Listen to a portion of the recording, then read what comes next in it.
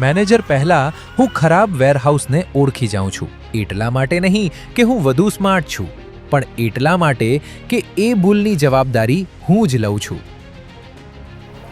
બહારથી બધું બરાબર દેખાય છે. ફોર્કલિફ્ટ ફરી રહી છે, ટ્રક રાહ જોઈ રહી છે, લોકો ફોનમાં બૂમો પાડી રહ્યા છે, પરંતુ ફ્લોર પરનું સત્ય મને દેખાય છે. તે તિરાડવાળી પેલેટ જે કોઈએ બદલી નહીં. તે ગુમ થયેલ સ્ટેક જેને બધાએ શોધવાનું બંધ કરી દીધું.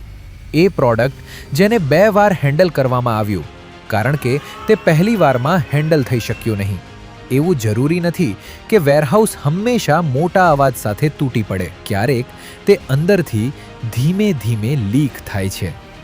અહીં થોડું નુકસાન, ત્યાં થોડો વિલંબ, ડિસ્પેચ વખતે વધુ એક બહાનું. એટલા માટે જ લીપ પેલેટને બેકગ્રાઉન્ડના ફર્નિચરની જેમ નથી ગણતું. અમને પૂલ કરવામાં આવે છે, ચેક કરવામાં આવે છે, રિપેર કરવામાં આવે છે, ફરીથી ઉપયોગમાં લેવામાં આવે છે, પાછા કામ પર મોકલવામાં આવે છે.